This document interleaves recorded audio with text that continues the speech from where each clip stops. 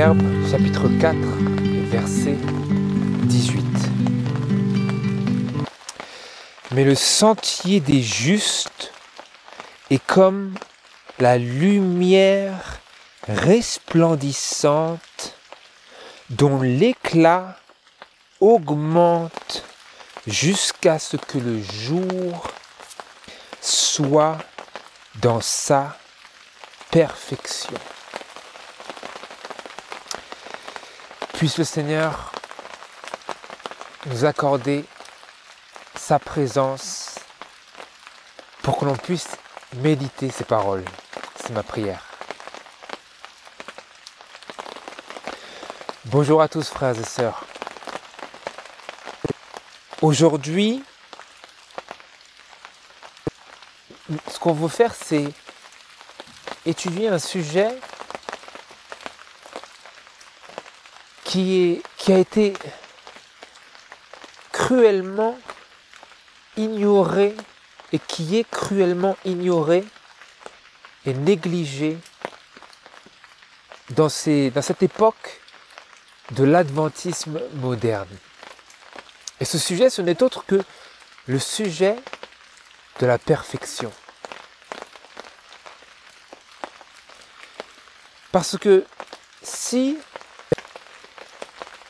nous désirons appartenir à ce peuple du troisième ange, alors nous sommes appelés à une certaine condition de notre âme. On peut voir cette condition qui est clairement présentée dans le passage d'Apocalypse chapitre 14. Nous connaissons bien ce passage. Nous savons que il parle des messages des trois anges. Donc je ne vais pas tenter d'expliquer quelle est l'origine de ces messages, comment ces messages ont été compris et comment ces messages sont directement applicables à nous aujourd'hui. Ce n'est pas ce que je vais essayer de faire maintenant. Mais ce que l'on veut faire ensemble, c'est simplement lire ce fameux verset 12. Apocalypse, chapitre 14 et verset 12. Parce que c'est la condition à laquelle nous sommes appelés si nous voulons faire partie, appartenir à ce peuple du troisième ange. Il est écrit, d'abord l'ange vient et déclare quel est le sort qui attend ceux qui prennent la marque de la bête. Nous connaissons cela. Nous savons que la bête, ce n'est autre que la papauté. Que sa marque, ce n'est autre que prendre consciemment et d'épouser consciemment à la lumière des faits et des preuves de la parole de Dieu le dimanche comme étant le jour de repos du Seigneur. C'est sa marque, la marque de son autorité. La marque de l'autorité qu'elle possède de changer, tel qu'elle le dit elle-même par ses émissaires, de changer le jour de repos du samedi au dimanche. Donc c'est ce que le troisième ange dit, mais il dit autre chose. Parce qu'il avertit sur le sort de la personne qui fait cela, en connaissance de cause, mais il dit aussi autre chose. Il dit, c'est ici, en ce temps-là, en contraste avec ce danger de devenir et d'adopter et d'accepter la marque de la bête, en ce temps-là, c'est ici la patience des saints. Ce sont ici ceux qui gardent les commandements de Dieu et la foi de Jésus. Vous avez une condition ici. Si vous lisez de manière intelligente, vous comprenez qu'il y a ici des personnes, bon, d'une part, ils ont de la patience, mais ce n'est pas tout. Ce sont ceux qui gardent les commandements de Dieu et la foi de Jésus. Donc ils ne gardent pas les commandements de Dieu de n'importe quelle façon, ils les gardent d'une telle manière qu'il peut être dit à propos d'eux, au sujet d'eux, qu'ils gardent la foi même de Jésus-Christ. Et donc on se pose naturellement la question, qui sont ces personnes? Qui sont ces personnes? L'apôtre Jean, le révélateur ici, les voit en vision. Il dit, ce sont ici là, ce sont ceux qui gardent les commandements de Dieu et la foi de Jésus. C'est un peuple tout particulier, ces personnes-là. Et nous voyons qui est ce peuple particulier vers lequel il dirige notre attention. Dans le verset 12, nous voyons quel est ce peuple dans le verset 1 jusqu'à 5. Lisez avec moi verset 1. Je regardais ensuite, nous dit-il, et voici l'agneau se tenait sur la montagne de Sion, et avec lui 144 000 personnes qui avaient le nom de son Père écrit sur leur front. Verset 4. Ce sont ceux qui ne se sont point souillés avec les femmes, car ils sont vierges. Ce sont ceux qui suivent l'agneau où qu'il aille. Ce sont ceux qui ont été rachetés d'entre les hommes comme des prémices pour Dieu et pour l'agneau. Et il ne s'est point trouvé de fraude dans leur bouche, car ils sont sans tache devant le trône de Dieu.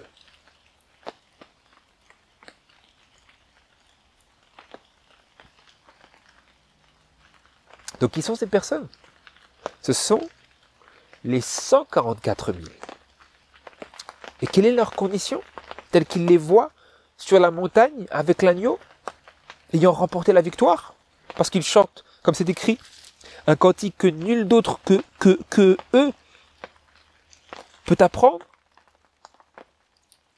comme on le voit dans le chapitre 15.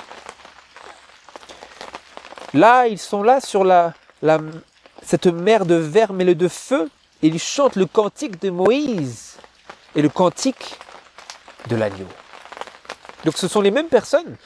Et l'apôtre Jean les voit ayant obtenu la victoire, et leur condition finale est qu'il ne s'est point trouvé de fraude dans leur bouche, car ils sont sans tache devant le trône de Dieu. Et comment est-ce que cela est exprimé aussi? Il le dit, ce sont ici ceux qui gardent les commandements de Dieu et la foi de Jésus. C'est ici la patience des saints.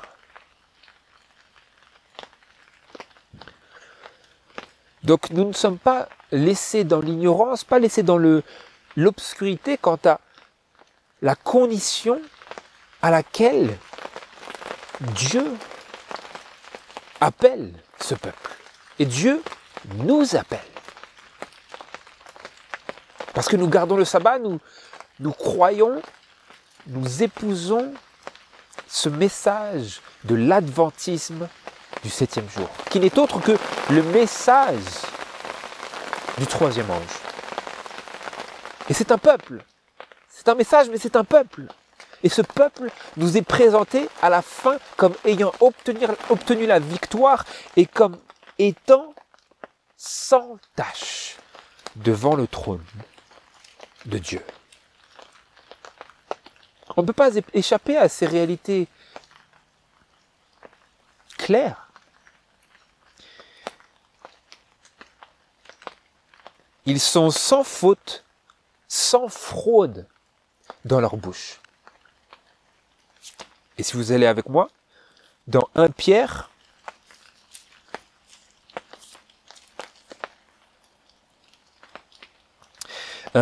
chapitre 2 et verset 21.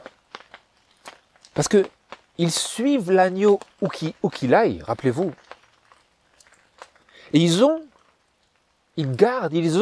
gardent la foi de Jésus. Et ici, dans 1 Pierre chapitre 2, verset 21, nous lisons « Car c'est à cela que vous êtes appelés, puisque Christ aussi a souffert pour vous, vous laissant un exemple afin que vous suiviez ses traces. Lui qui n'a point commis de péché et dans la bouche duquel il ne s'est trouvé aucune fraude. » C'est lui d'abord qui est comme ça. Et parce que eux, ce peuple, ils suivent l'agneau où qu'il aille, ils imitent celui qui n'a pas commis de péché et dans la bouche duquel il ne s'est trouvé aucune fraude. Donc nous voyons que c'est la condition, c'était la condition de Jésus et c'est la condition de ce peuple qui nous est représenté comme ayant obtenu la victoire. Et vous allez maintenant avec moi dans Matthieu chapitre 5. Matthieu chapitre 5 et verset 48. Et c'est bel et bien la condition spirituelle à laquelle Jésus nous a appelés. Nous lisons ces paroles, il dit « Soyez donc parfaits, comme votre Père qui est dans les cieux est parfait. » Parfait, sans fraude, dans la bouche et sans tache devant le trône de Dieu. Nous sommes appelés à la perfection. Et je ne m'attarderai pas sur le fait que ce soit un sujet tabou. Tout est tabou aujourd'hui vis-à-vis de la parole de Dieu. Donc, nous voulons surtout nous concentrer sur le fait que c'est bel et bien l'appel de Jésus à ses disciples et c'est bel et bien la condition de ce peuple du 3e ange tel que nous le voyons à la fin. Après qu'ils aient traversé leur épreuve et qu'ils en soient sortis vainqueurs.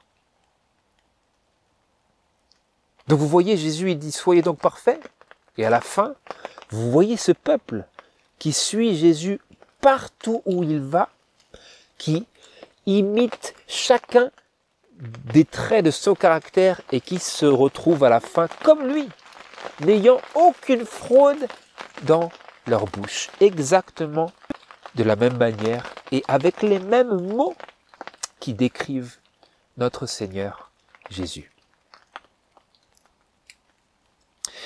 Et pour élargir, j'aimerais lire cette déclaration de l'esprit de prophétie dans le livre Puissance de la grâce à la page 231 au paragraphe 5 et 6.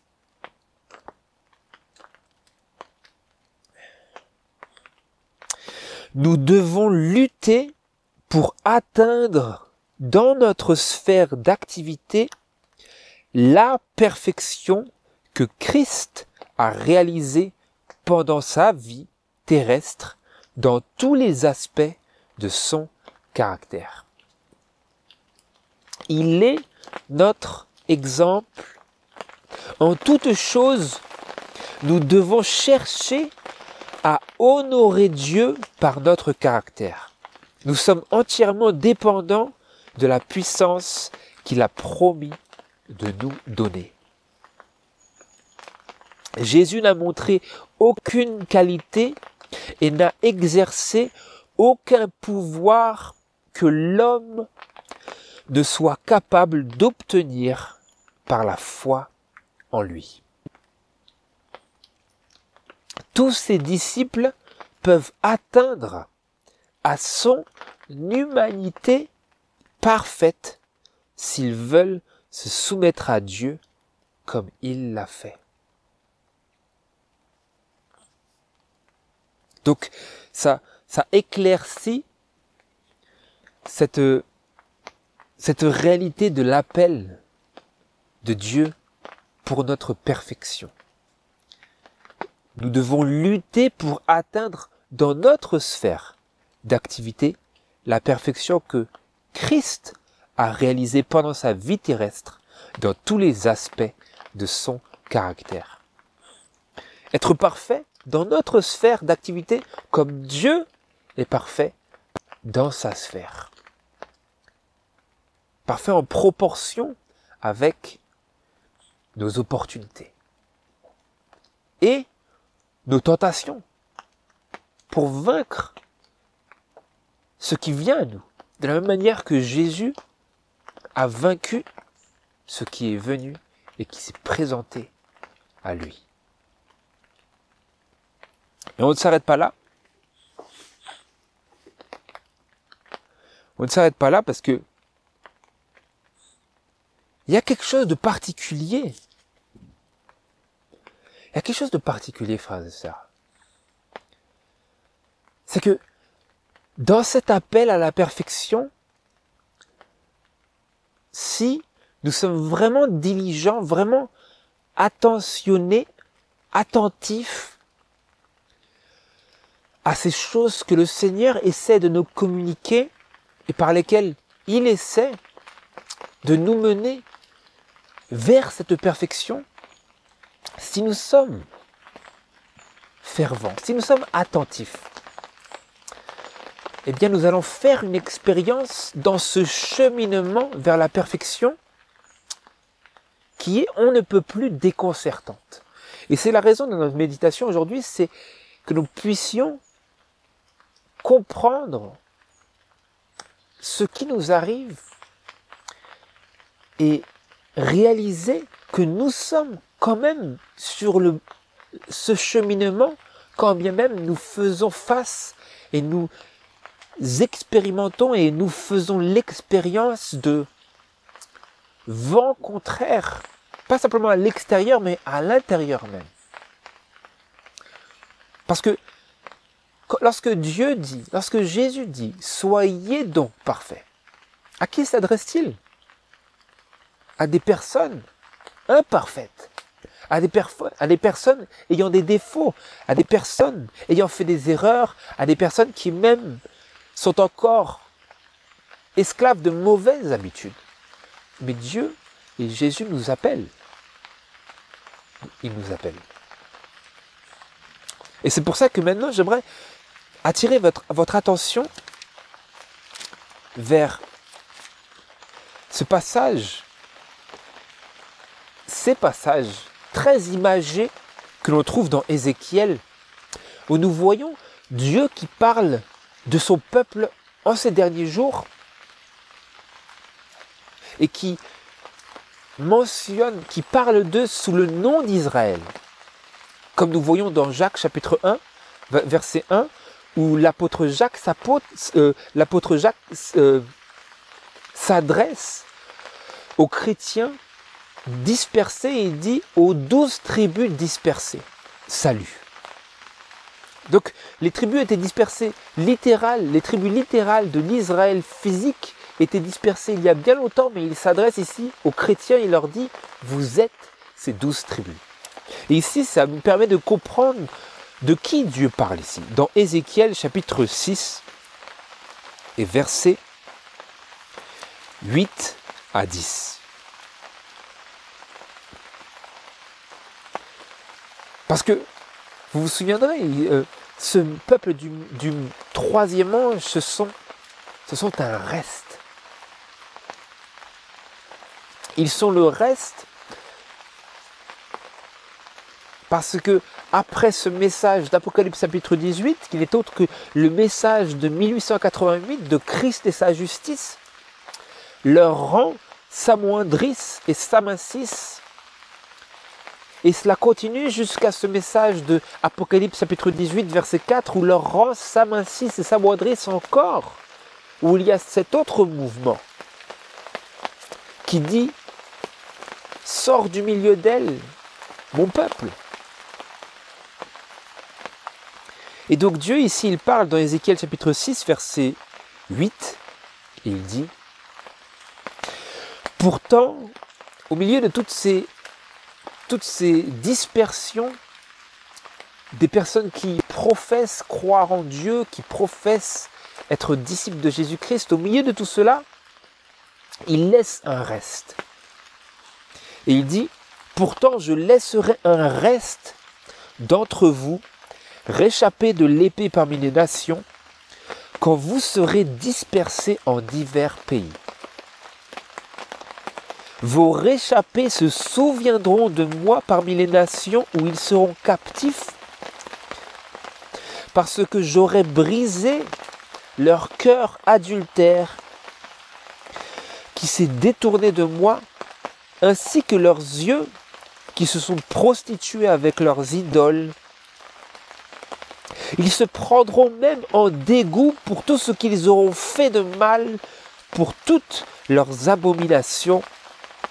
Alors ils sauront que je suis l'Éternel, et que ce n'est point en vain que je les avais menacés de tous ces maux. Et vous allez maintenant dans Ézéchiel chapitre 20. C'est important que vraiment on laisse l'Esprit Saint appliquer ces paroles. Qu'on ne s'embrouille pas nous-mêmes en essayant d'appliquer ces choses-là à d'autres personnes. Parce que cela, c'est vraiment, Dieu nous donne vraiment cela pour que l'on arrive à comprendre combien il a décrit notre expérience présente à travers la parole de Dieu. Et ici, dans Ézéchiel chapitre 20, versets 34 à 37, nous lisons « Je vous ferai sortir d'entre les peuples, je vous rassemblerai des pays dans lesquels vous avez été dispersés à main forte, à bras étendus et avec effusion de colère. Et je vous amènerai dans le désert des peuples. Et là, j'entrerai en jugement avec vous, face à face, comme je suis entré en jugement avec vos pères dans le désert du pays d'Égypte. Ainsi, j'entrerai en jugement. Le jugement investigatif, il est ici, regardez. Ainsi, j'entrerai en jugement avec vous, dit le Seigneur l'Éternel. Puis je vous ferai passer sous la verge et vous ferai rentrer dans les liens de l'alliance. Et verset 43. Là, vous vous souviendrez de vos voies et de toutes vos actions par lesquelles vous vous êtes souillés. Vous vous prendrez vous-même en dégoût à cause de tout ce que vous aurez fait de mal. C'est très intéressant là, parce qu'il ne parle pas à des personnes qu'il a rejetées, il parle à des personnes qu'il fait rentrer dans l'alliance. Et il leur dit, en ce moment-là, où je vous aurai fait tout cela, que je vous aurai pris comme un reste d'entre tous les pays, un reste à moi, et que je vous aurai ramené à ce pays qui est Sion. Rappelez-vous, Sion, comme c'est écrit dans Hébreux chapitre 11. Nous maintenant, Dieu nous ramène à l'église dans le ciel, à Sion. Par la foi, nous devenons citoyens du ciel. Et il dit, dans ce contexte-là, de ce rapprochement par le sang de Jésus à Dieu et à l'Église, dont les noms sont écrits dans le ciel, dans ce contexte-là, vous allez vous retrouver et vous allez vous souvenir de vos voies. Et vous allez discerner en ce temps du jugement toutes ces choses que vous aviez fait de mal et que vous, peut-être, vous avez encore l'habitude de faire de mal, vous allez, dans ce temps du jugement, discerner.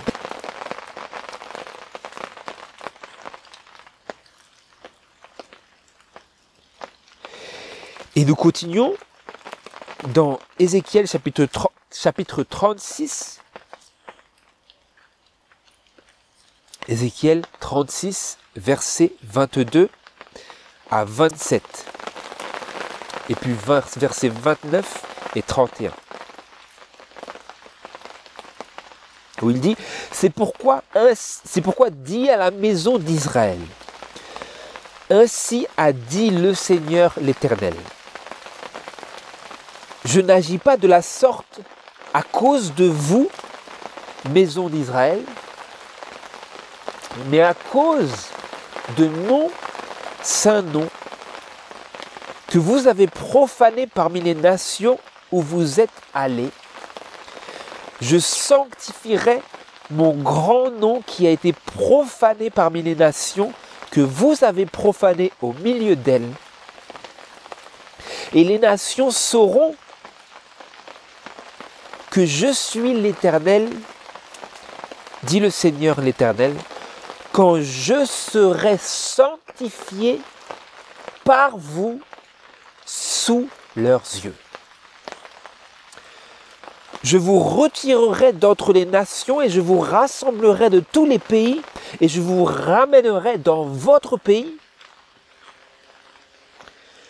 Je répandrai sur vous des eaux pures et vous serez purifiés. Je vous purifierai de toute souillure et de toutes vos idoles. Je vous donnerai un cœur nouveau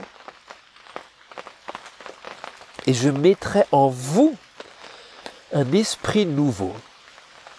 J'ôterai de votre corps le cœur de pierre et je vous donnerai un cœur de chair.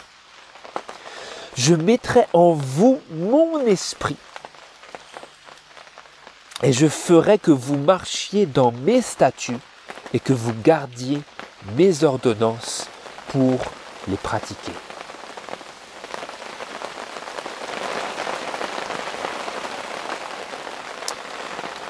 Et verset 29, je vous délivrerai de toutes vos souillures,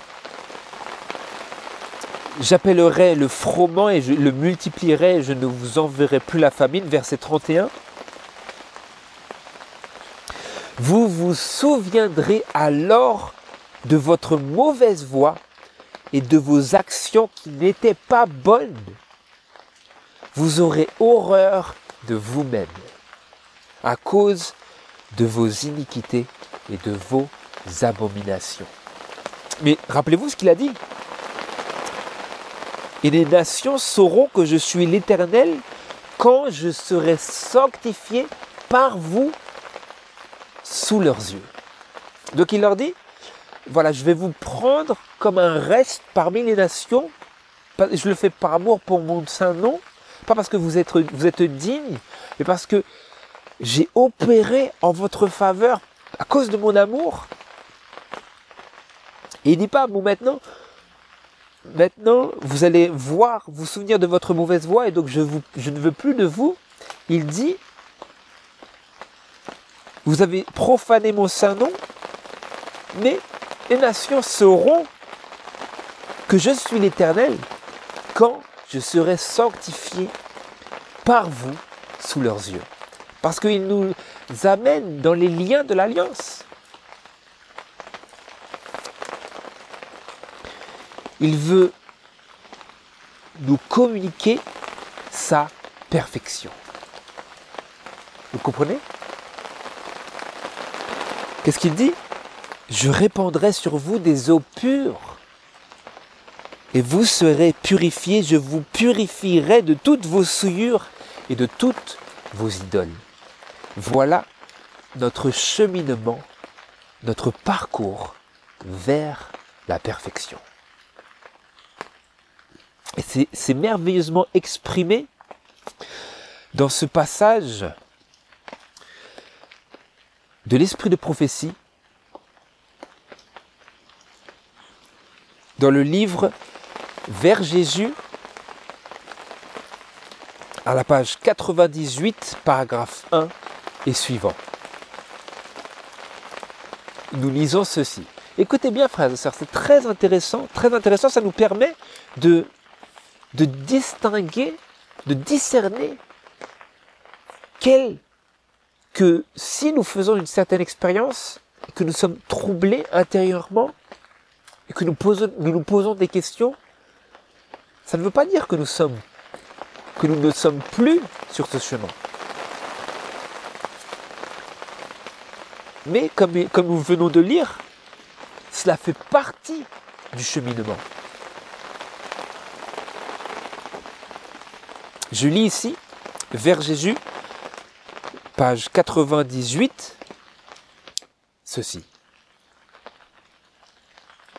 Il est des personnes qui ont appris à connaître l'amour et le pardon de Christ et qui désirent sincèrement être des enfants de Dieu.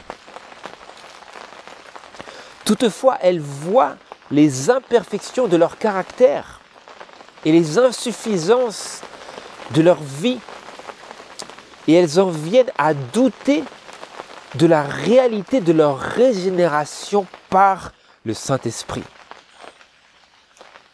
Elles voient leurs imperfections de caractère comme on l'a vu ici, vous vous souvenez? Vous vous souviendrez alors de vos mauvaises voies. Il dit, ça va vous arriver. Ça fait partie du processus. Vous vous souviendrez alors de votre mauvaise voie et de vos actions qui n'étaient pas bonnes.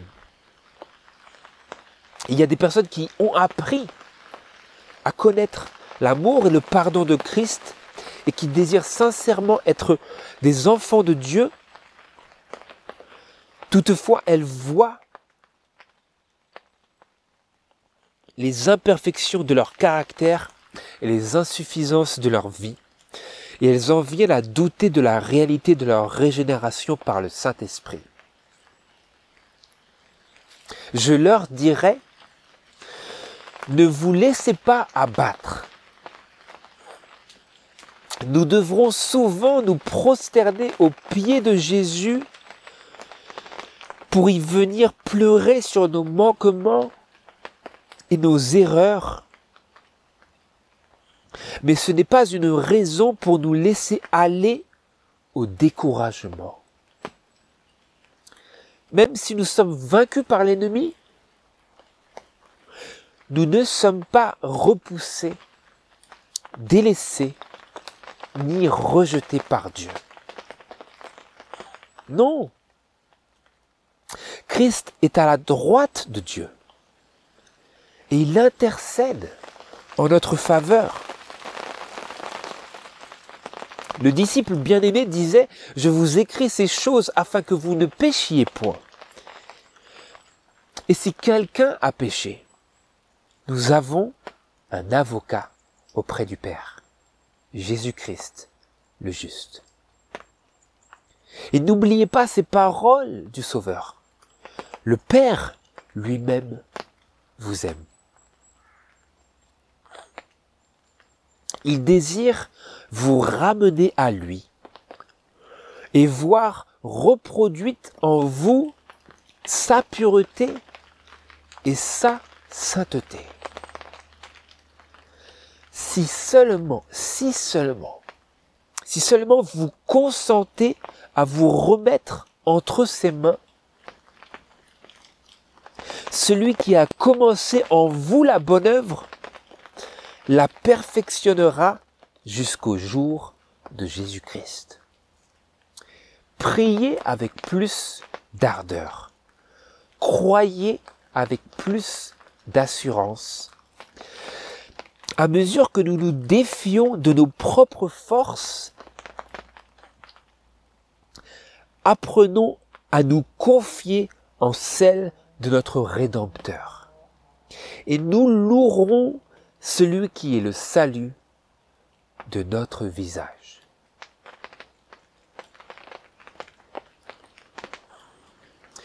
Plus vous vous approcherez de Jésus, plus vous vous rendrez compte de vos lacunes, car votre vision spirituelle sera plus claire et vos imperfections offriront un contraste de plus en plus frappant avec la perfection de sa nature. C'est la preuve que les charmes de Satan ont perdu leur puissance et que l'influence vivifiante de l'Esprit de Dieu vous tire de votre léthargie.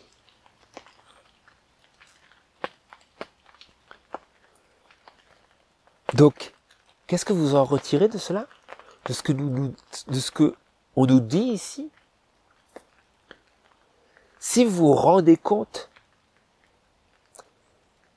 de vos imperfections, de vos lacunes, qu'elles se présentent à vous comme un vif contraste avec la pureté de Jésus, qu'est-ce que cela veut dire? Est-ce que cela veut dire que vous êtes loin de lui? Ou est-ce que cela veut dire autre chose?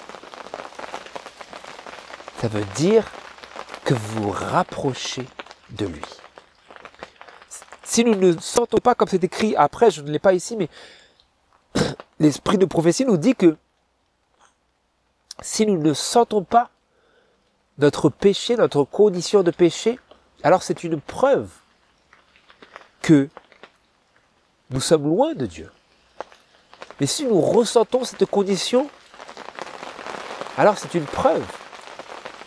C'est la preuve que les charmes de Satan ont perdu leur puissance et que l'influence vivifiante de l'Esprit de Dieu vous tire de votre léthargie. Il vous tire de cet esprit laodicéen. Et vers où vous tire-t-il? Vers l'agneau.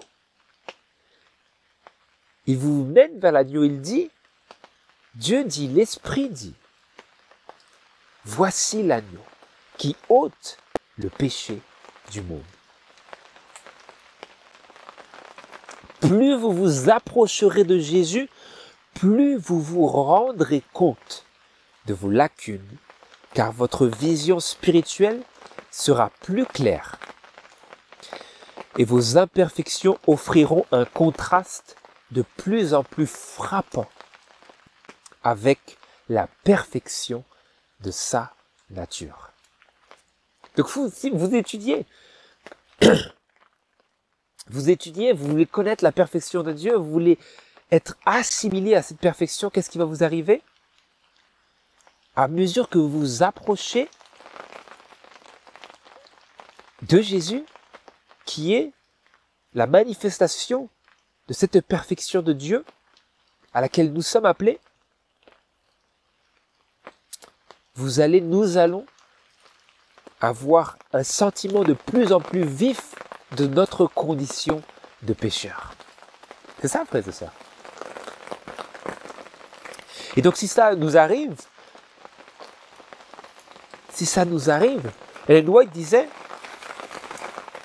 à ces personnes-là qui doutent de leur régénération par le Saint-Esprit, parce qu'elles ont ces sentiments d'une condition abjecte, à ces personnes-là, elle dit, je leur dirai, ne vous laissez pas abattre. Ne vous laissez pas abattre, vous êtes proche de lui, vous êtes proche. Nous devrons, elle nous dit, son conseil, le conseil de l'esprit de prophétie, nous devrons souvent, ça va souvent nous arriver,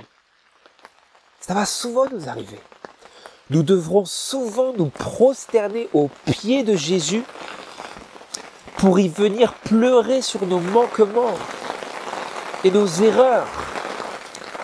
Mais ce n'est pas une raison, pour nous laisser aller au découragement. Non, ce n'est pas une raison.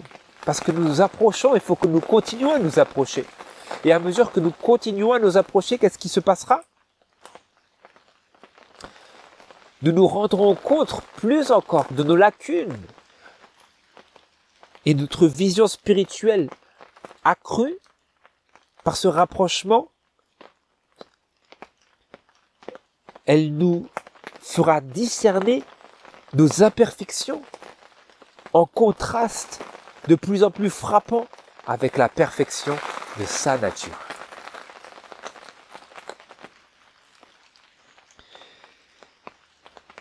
Et donc, ça nous dirige maintenant vers le passage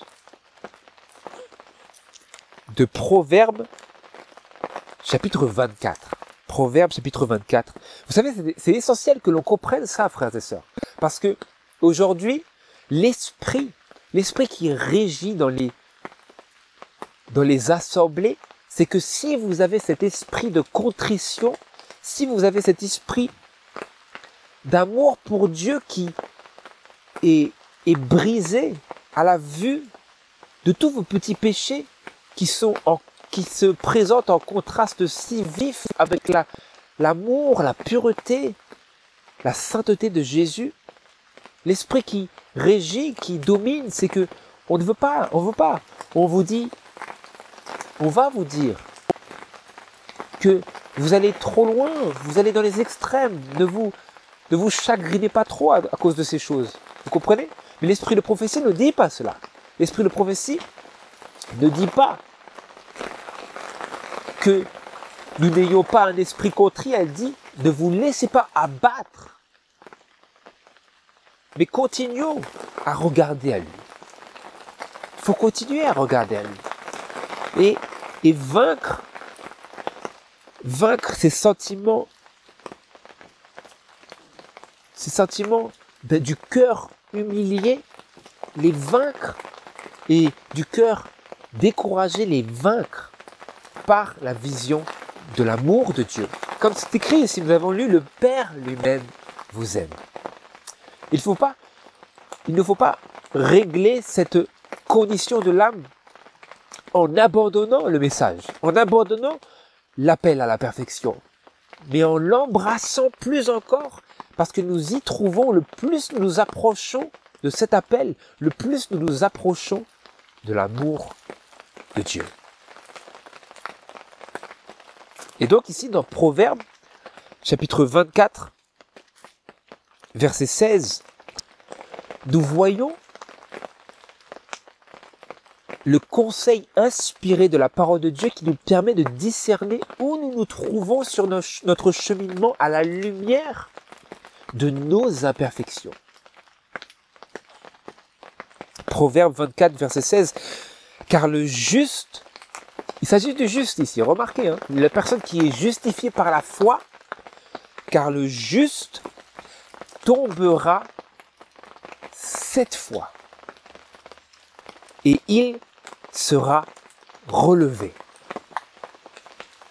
Mais les méchants sont précipités dans le malheur. Il n'y a pas écrit le juste ne tombera jamais. Il a écrit le juste tombera 7 fois. 7 fois, le chiffre de la perfection, il tombera 7 fois, et il sera relevé. Donc Dieu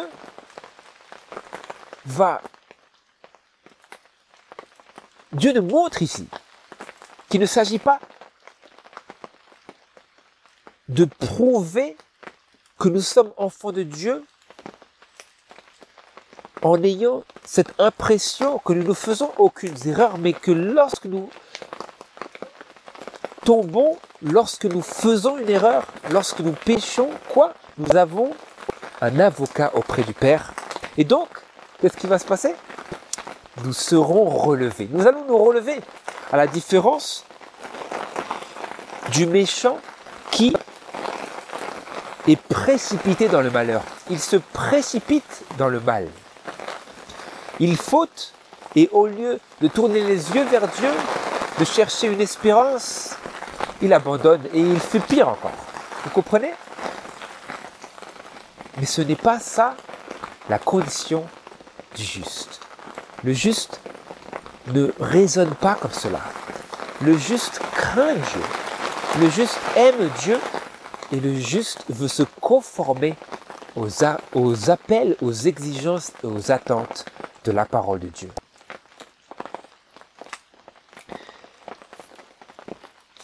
Et donc, le juste tombe, mais il se relève. Il se relève. Alors que le méchant se précipite dans le mal. Le méchant n'a pas le cœur brisé. Le méchant ne se pose pas des questions pour savoir si cela est bien ou si cela est mal. Il n'est pas torturé par ses affections pour Dieu, pour un idéal élevé. Non. Le juste n'est pas comme cela. Et ici, j'aimerais qu'on lise une déclaration vraiment magnifique de l'esprit de prophétie. Elle se trouve dans le ministère de la guérison, à la page 138 et au paragraphe 3. Ministère de la guérison, page 138 et au paragraphe 3. Il faut faire comprendre à tous ceux qui sont tombés qu'il n'est pas trop tard pour eux d'être des hommes.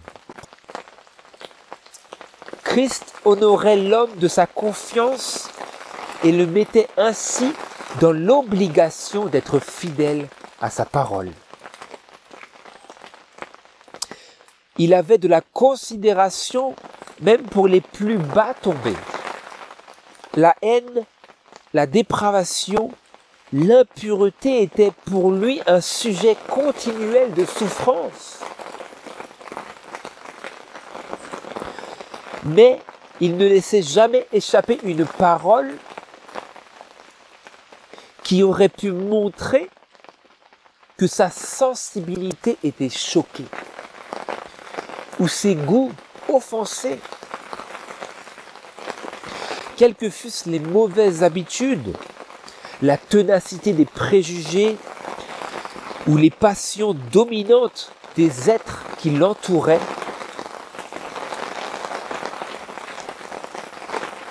il les recevait tous avec pitié et avec tendresse. Lorsque nous sommes animés de son esprit, nous considérerons tous les hommes comme nos frères, ayant les mêmes tentations et les mêmes épreuves que nous, tombant souvent et essayant avec peine de se relever. Luttant contre le découragement et les difficultés, avides d'aide et de sympathie. Alors, nous nous approcherons d'eux en prenant garde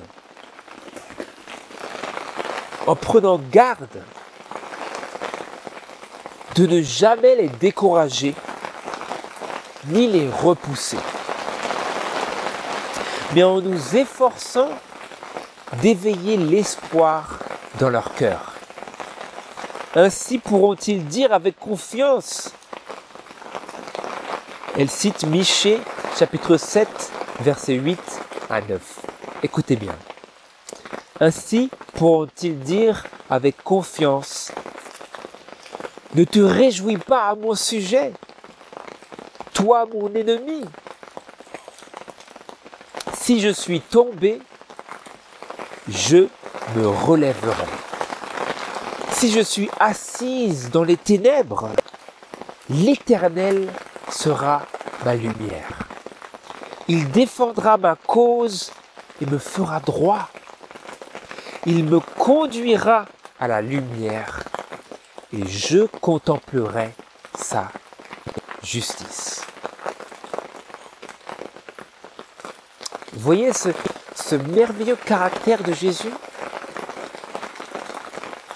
La façon dont il réagit à nos faiblesses et dont il nous approche dans nos manquements et nos imperfections. Qu'est-ce qui est marqué? Quelles que fussent les mauvaises habitudes, quelle que fût la ténacité des préjugés ou les passions dominantes des êtres qui l'entouraient, il les recevait tous avec pitié et avec tendresse. Voilà comment Jésus nous reçoit.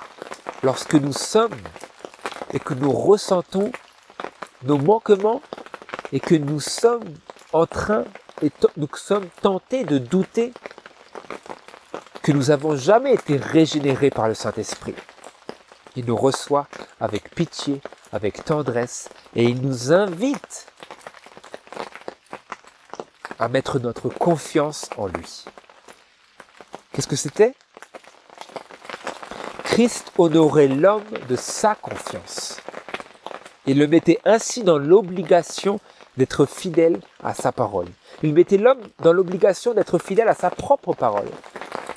Il nous voit de notre faiblesse, de nos imperfections, et il ne nous condamne pas, mais sachant que notre cœur est désireux de faire sa volonté, quand bien même nous avons fauté, il nous honore de sa confiance et nous encourage ainsi à être fidèles à notre propre parole, quand nous prions à lui à joindre à la fois nos désirs et nos actions, nos aspirations et nos actes concrets dans notre vie de tous les jours. Voilà comment Dieu agit avec nous et comment il encourage notre relèvement. Vous voyez? Qu'est-ce qu'il met? Quelle est cette parole qu'il met sur nos lèvres par laquelle nous nous relevons comme ce juste qui tombe cette fois mais se relève? Ne te réjouis pas à mon sujet, mon ennemi. Si je suis tombé, je me relèverai.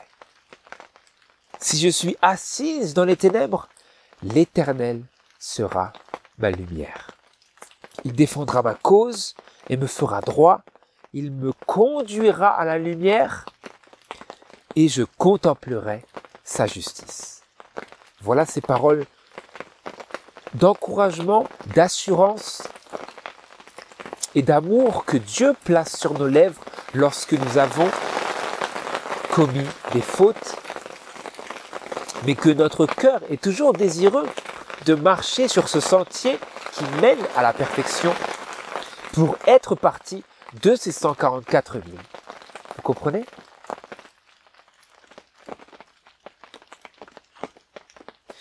Et donc maintenant nous lisons cette fameuse déclaration de notre lecture biblique dans Proverbes chapitre 4 et verset 18. Mais le sentier des justes est comme la lumière resplendissante dont l'éclat augmente jusqu'à ce que le jour soit dans sa perfection. Comment est le sentier des justes? Ils auront beau tomber 7 fois, ils se relèveront et leur sentier sera comme la lumière resplendissante dont l'éclat augmente jusqu'à ce que le jour soit dans sa perfection. Ils se relèveront et Dieu les conduira à la lumière. Et dans leurs ténèbres, même dans leurs ténèbres, l'Éternel sera notre lumière.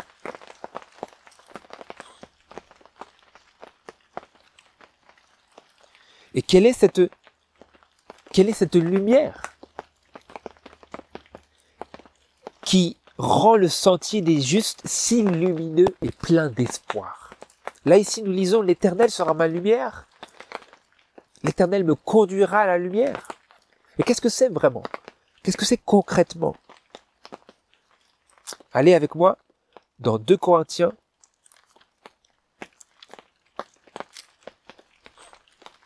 2 Corinthiens, chapitre 4.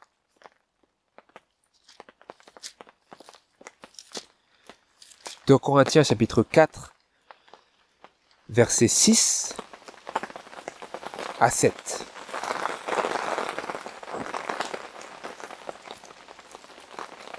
Car le Dieu qui a dit que la lumière resplendisse au milieu des ténèbres est celui qui a resplendi dans nos cœurs pour faire briller la lumière de la connaissance de la gloire de Dieu en la personne de Jésus-Christ.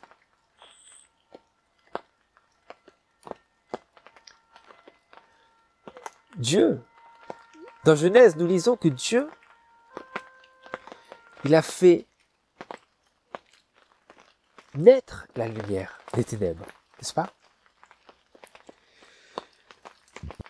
Et ici, l'apôtre, il compare cela à notre cœur. Notre cœur, c'est l'obscurité. Notre cœur est ténébreux par nature. Mais celui qui a dit que la lumière soit et la lumière fut, c'est lui qui a resplendi dans nos cœurs pour faire briller la lumière de la connaissance de quoi? De la connaissance de la gloire, du caractère, de l'amour de Dieu en la personne de Jésus-Christ. Donc Dieu fait briller en nous cette lumière.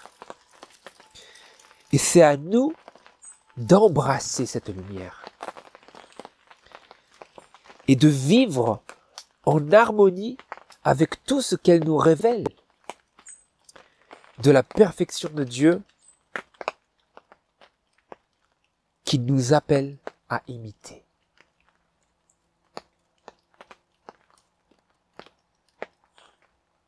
Or, nous avons ce trésor dans des vases de terre, afin que l'excellence de la puissance soit attribuée à Dieu et non pas à nous.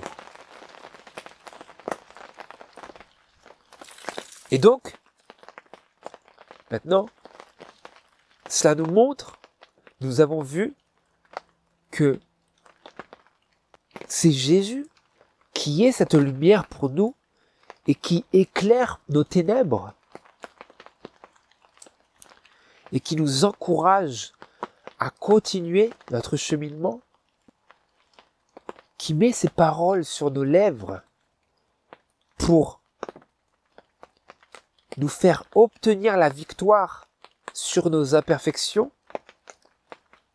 Et donc, dans la continuité maintenant de notre parcours vers la perfection, nous lisons ce passage de Philippiens, chapitre 2, versets 12 à 15. Philippiens, chapitre 2, verset 12. Ainsi, mes bien-aimés, comme vous avez toujours obéi, non seulement comme en ma présence, mais plus encore maintenant en mon absence, travaillez à votre salut avec crainte et tremblement, car c'est Dieu qui produit en vous et le vouloir et le faire selon son plaisir. Faites toutes choses sans murmure et sans dispute, afin que vous soyez sans reproche, sans tache, enfants de Dieu, irrépréhensibles au milieu d'une génération dépravée et perverse, au sein de laquelle vous brillez comme des flambeaux dans le monde, y portant la parole de vie. Donc comment est-ce que nous pouvons cheminer vers cette condition à laquelle nous sommes appelés? C'est écrit ici, travaillez à votre salut avec crainte et tremblement. Quelle crainte? Crainte que nous reprenions notre marche sur le sentier sur lequel nous avions autrefois marché, le sentier des mauvaises habitudes, de nos mauvaises actions et de nos corruptions. Que nous travaillions à notre salut avec crainte et tremblement, de peur que nous ne regardions pas à Dieu dans chacun des pas que nous faisons dans notre marche spirituelle. Pourquoi? Parce que c'est Dieu qui produit en vous et le vouloir et le faire selon son plaisir. C'est lui qui fait briller cette lumière en nous. Et donc, il nous demande de travailler avec lui, de coopérer avec lui dans cette œuvre où il cherche à nous mener à ce caractère de Jésus-Christ, celui qui garde les commandements de Dieu par cette foi de Jésus. Et nous sommes appelés à faire cela afin que nous puissions être sans reproche, sans tache, enfants de Dieu, irrépréhensibles au milieu de cette génération présente, dépravée et perverse. Voilà notre appel, frères et sœurs. Et puissions-nous prendre courage, donc, prendre courage de ne pas placer notre espérance dans l'homme et de réaliser aussi que lorsque nous nous sommes appuyés sur la chair, appuyés sur nos capacités, appuyés sur notre propre orgueil, appuyés sur nos propres accomplissements, et que ça nous a failli, parce que en réalité, ce n'était pas digne de notre appui et de notre confiance, et que nous avons perdu notre équilibre. À ce moment-là, toutes ces choses, Dieu nous les présente. Et donc c'est pour ça, pour terminer ici, je vous lis ce passage de l'Esprit de prophétie dans Conquérant Pacifique, à la page 475, paragraphe 4 à 6.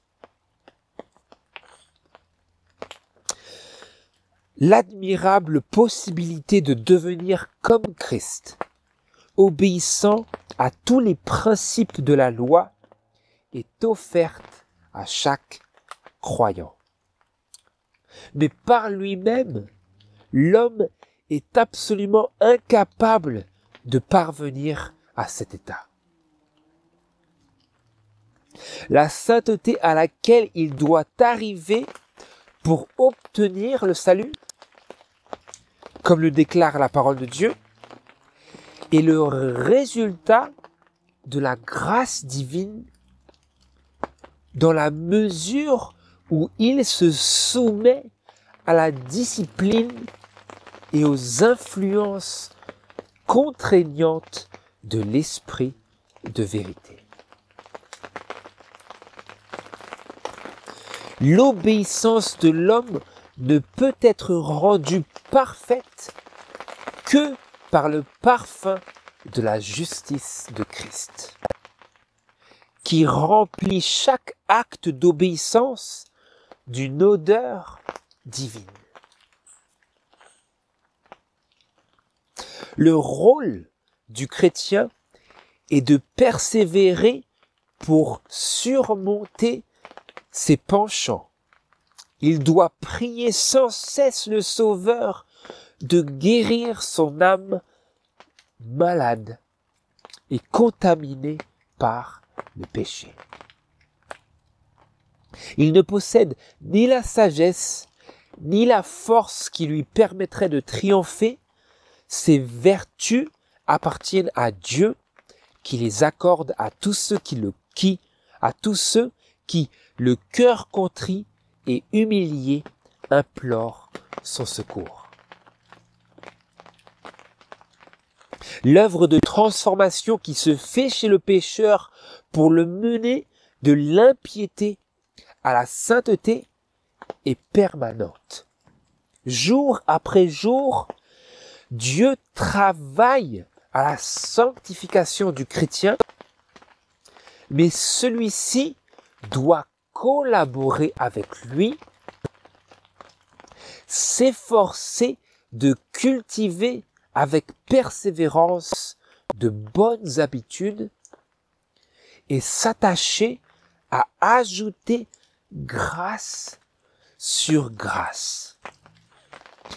Tandis qu'il opère ainsi sur le plan de l'addition, Dieu, lui, se livre à un travail de multiplication. Notre Sauveur est toujours prêt à entendre les prières et à y répondre si elles sont formulées par un cœur contrit. Et il fait abonder sa grâce et sa paix parmi ses fidèles. C'est joyeusement qu'il leur accorde les bénédictions qui leur sont nécessaires pour lutter contre le mal qui les assaille.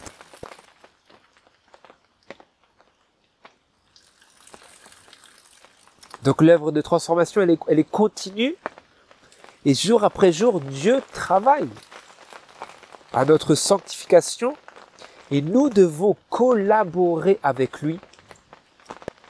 Nous devons nous efforcer de cultiver avec persévérance de bonnes habitudes et nous attacher à ajouter grâce sur grâce. Il ne s'agit pas ici d'obtenir le salut par les œuvres, non. Nous travaillons, nous opérons sur le plan de l'addition. Nous nous efforçons d'être parfaits dans notre sphère d'activité. Vous vous souvenez? Dieu nous dit, soyez parfaits, comme votre Père qui est au ciel est parfait. Et nous sommes appelés, l'apôtre nous dit, travaillez à votre salut avec crainte et tremblement. Car c'est Dieu qui produit en vous et le vouloir et le faire selon son plaisir. Et donc, nous devons collaborer avec lui, avec ce qu'il travaille en nous, qu'il produit en nous par sa grâce. Nous travaillons sur le plan de l'addition. Et Dieu, lui, se livre en notre faveur à un travail de multiplication. Lui, par son esprit, il nous donne la capacité et nous sommes appelés à placer notre volonté. Vous comprenez? Donc c'est bel et bien notre appel. L'appel à la perfection.